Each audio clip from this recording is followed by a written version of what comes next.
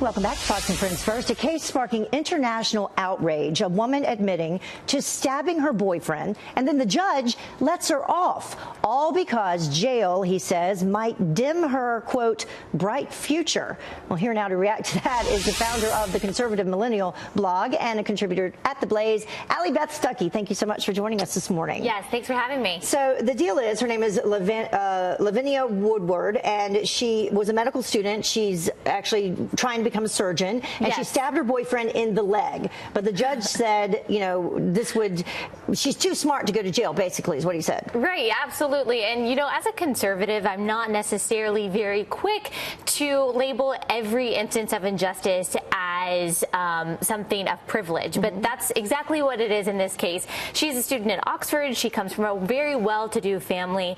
And this judge decided that instead of enacting justice in a way that's objective and fair, that he would base it on some subjective standard of whether or not she's going to be successful. So obviously, in addition to the favoritism that we're seeing based on her wealth, and she's 24 years old, we should say. Exactly, and her potential success, I think we're also seeing two things that we see mirrored in society. And one is the perpetuation of adolescence through the abdication of responsibility. Like you said, that she is 24 years old. She's obviously a very smart girl. She goes to Oxford. She is well on her way to having an advanced career. If she's smart enough to do those things, you would think that she would also be smart enough not to stab her boyfriend with a butter knife. And on that note, though, let's take a look at what the judge actually had to say. This is Judge Ian Pringle on her sentencing, and he said, quote, "It seems to me that if this was a one-off, a complete one-off to prevent this extraordinary able young lady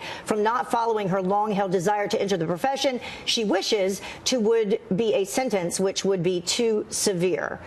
So that's what he had to say about it. Yeah, and this is the second thing I want to say, going off of that, is that this would not be happening if this was a male. And so what I'm also seeing in society it is has happened before, though. Ethan Couch, though, had a similar case.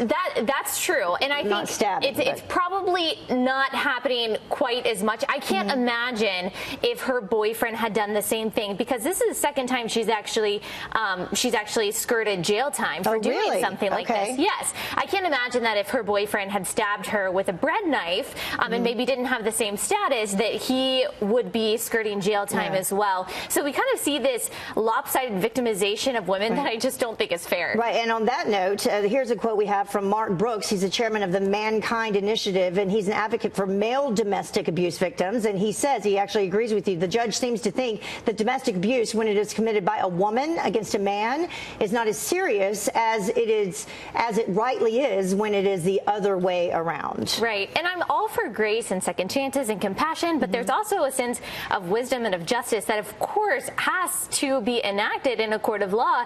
And I'm actually afraid that this young woman might be worse off for not learning how to pay for her consequences. Exactly. At some point, you have to learn your lessons, and that seems to be an underlying theme across many areas right now. You know, just kind of skirt past it and try to learn a lesson, I don't know, some other way. Exactly. And we see that sense of entitlement among millennials everywhere. Yeah. Well, not all of them, though.